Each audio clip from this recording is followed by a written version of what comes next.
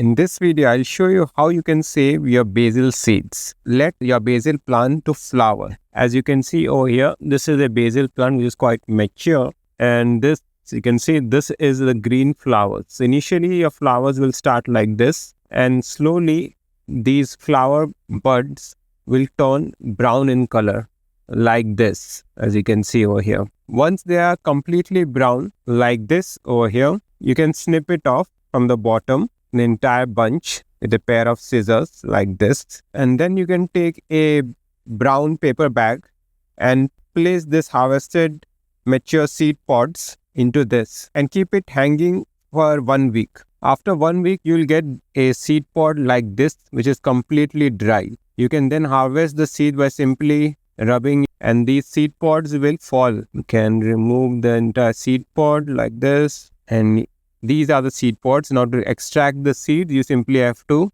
crush it like this. You can see the seeds dropping out. Simply do for all the others. So once you have extracted the seeds, you can remove all the debris by blowing some air.